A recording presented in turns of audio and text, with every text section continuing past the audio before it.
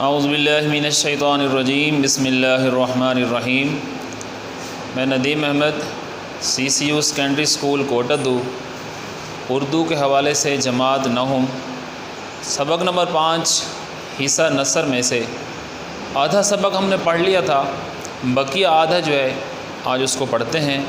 سب سے پہلے سبق ہم ریڈنگ کریں گے جو باقی بچ گیا ہے، ریڈنگ کے بعد پھر ہم اس کے الفاظ معنی اور اس کی تشریح کریں گے اور اس کے ساتھ سوالوں کے جوابات کریں گے۔ ہم نے یہ بات پڑھ لی تھی کہ نصوح صاحب کے بیٹے سلیم، ان کی دوستی ان 4 لڑکوں سے تھی جو نہایت ہی شریف النفس تھے، اور ان کو اپنی دادی جو ان کی تھی، نانی جو ان کی تھیں، وہ ان کی اصلاح کرتی تھیں، ان کو ادب و آداب سکھاتی تھیں، اور وہ بچے اسکول میں بھی ادب کے ساتھ اور محبت کے ساتھ پیش آتے تھے اور لڑکوں کے ساتھ، اور باقی بچے جو تھے تفریح کے وقت 1 گھنٹے کی جو چھٹی ہوتی تھی باقی بچے سب کھیلتے تھے، اور وہ بچے باقاعدگی سے قریبی مسجد میں نماز پڑھنے چلے جاتے تھے۔ اور اسے آگے پڑھتے ہیں ہم آج۔ باپ بیٹا منجھلا لڑکا میرا ہم جماعت ہے۔ اب سلیم جو ہے نصوح کو بتا رہا ہے کہ منجھلا لڑکا جو ہے، درمیانی لڑکا جو ہے، وہ میرا ہم جماعت ہے، ہم اکٹھے پڑھتے ہیں مدرسے میں۔ ایک دن میرا آموختہ یاد نہ تھا، مولوی صاحب نہایت ناخوش ہوئے اور اس کی طرف اشارہ کر کے مجھ سے فرمایا کہ کمبخت گھر سے گھر ملا ہے، اسی کے پاس جا کر یاد کر لیا کر۔ میں نے پوچھا کیوں صاحب، یاد کرا دیا کرو گے؟ تو کہا بصر و چشم۔ غرض میں اگلے دن ان کے گھر گیا، آواز دی، انہوں نے مجھ کو اندر بلا لیا۔ دیکھا کہ ایک بہت بوڑھی سی عورت تخت پر جائے نماز بچھائے قبلہ رو بیٹھی ہوئی کچھ پڑھ رہی ہیں۔ وہ ان لڑکوں کی نانی ہیں، لوگ ان کو حضرت بھی کہتے ہیں۔ میں سیدھا سامنے دالان میں اپنے ہم جماعت کے پاس جا بیٹھا۔ جب حضرت بھی اپنے پڑھنے سے فارغ ہوئیں تو انہوں نے مجھ سے کہا کہ بیٹا گو تم نے مجھ کو سلام نہیں کیا، لیکن ضرور ہے میں تم کو دعا دوں۔ جیتے رہو، عمر دراز، خدا نیک ہدایت دے۔ ان کا یہ کہنا تھا کہ میں غیرت کے مارے زمین میں گڑ گیا اور فوراً میں نے اٹھ کر نہایت ادب کے ساتھ سلام کیا۔ اب اس کے کچھ الفاظ میں نہیں ہیں۔ زمین میں گڑ جانا، سخت شرمسار ہونا، آموختہ پڑھا ہوا، پہلے سے جو پڑھا ہوا سبق ہے اس کی بات ہو رہی ہے۔ دستور قاعدہ ہے، کم بخت منحوس، جتا دینا، آگاہ کر دینا، قبلہ رو کعبے کی طرف منہ، بڑبڑا کر، بوکھلا کر، عمر دراز، لمبی عمر، کھٹا ہونا، بیزار ہونا، نامراد، منحوس۔ اس پیراگراف میں مصنف یہاں ہمیں بتانا چاہتے ہیں، مصنف ڈپٹی نذیر احمد دہلوی نے بڑے ہی احسن انداز میں جو ہے معاشرے کی اصلاح کی ہے، ادب و آداب کے طریقے سکھانے میں انہوں نے اہم کردار ادا کیا ہے۔ ایک ناول کے ذریعے سے، ایک واقعے کے ذریعے سے انہوں نے ہمارے معاشرے کی اصلاح کی ہے۔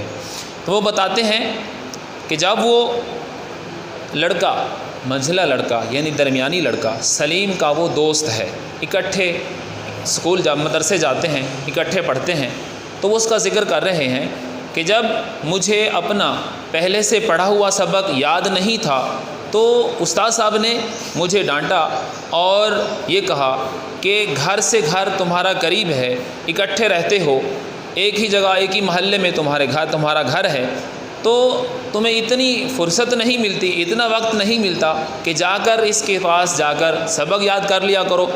تو میں نے اسی وقت اس لڑکے سے پوچھا کہ کیوں میاں، کیا تم اس طرح مجھے سبق یاد کرا دو گے؟ انہوں نے پھر فوراً قبول کیا کہ کیوں نہیں، ضرور آپ میرے پاس تشریف لائیں، میں آپ کو سبق یاد کرا دیا کروں گا۔ دوسرے دن پھر میں ان کے گھر چلا گیا اور ان کی کنڈی کھٹکھٹائی تو لڑکے نے دروازہ کھولا۔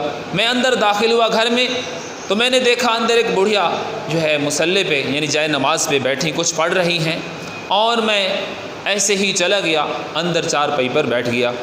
تو وہ بڑھیا جو ہے جو ہی اپنے عبادات سے فارغ ہوئیں، اپنے ذکر و اذکار سے فارغ ہوئیں، تو فوراً ہمارے پاس آتی ہیں اور فوراً یہی کہتی ہیں کہ بے شک آپ نے مجھے سلام نہیں کیا، ضرور ہے کہ میں تمہیں دعا دوں۔ اور انہوں نے پھر اس بچے کو دعا دی کہ اللہ تمہاری عمر لمبی کرے، جیتے رہو۔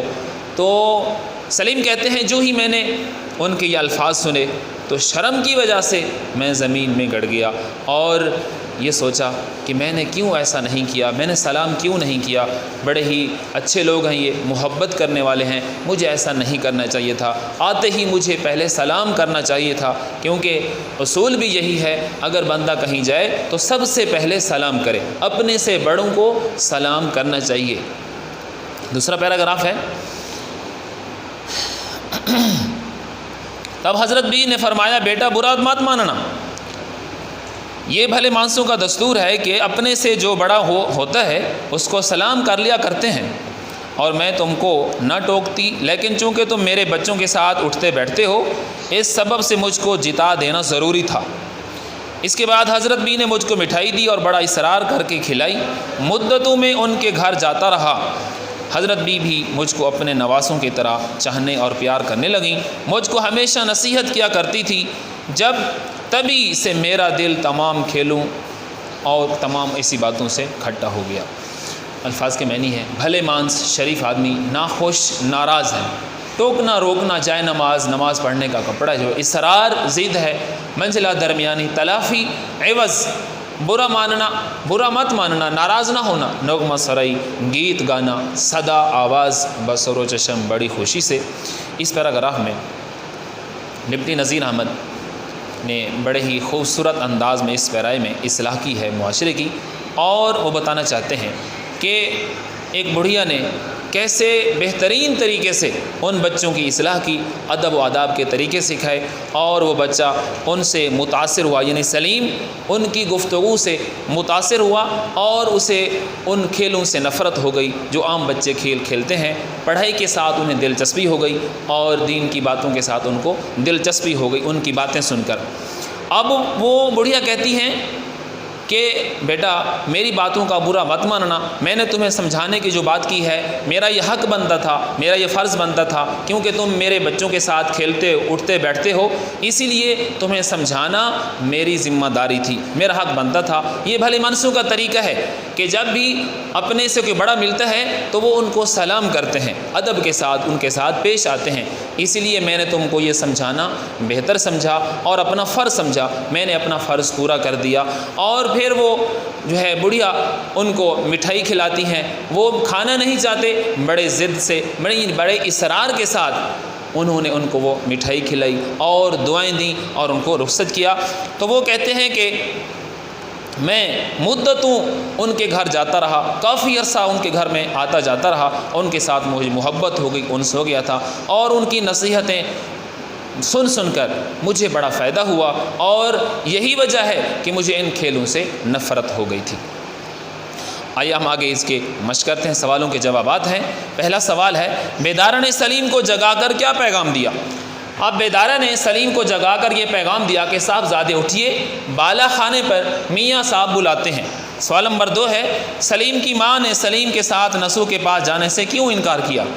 سلیم کی ماں نے سلیم کے ساتھ نسو کے پاس جانے سے اس لیے انکار کیا کیونکہ ان کی گود میں لڑکی سوئی ہوئی تھی۔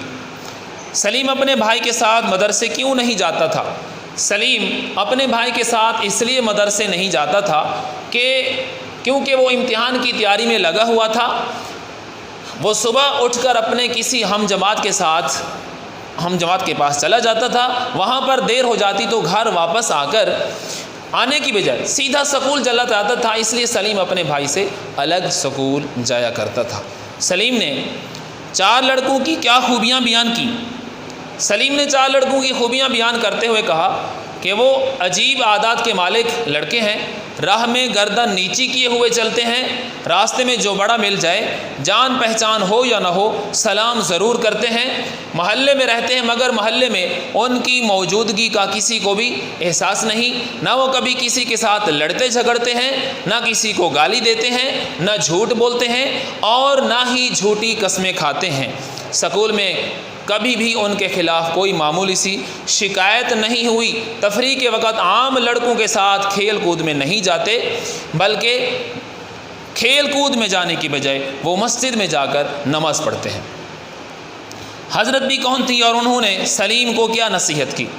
حضرت بھی ان 4 لڑکوں کی نانی تھیں. انہوں نے سلیم سے کہا بیٹا برا مت ماننا، بھلے مانسوں کا دستور ہے کہ اپنے سے بڑے کو سلام کرتے ہیں.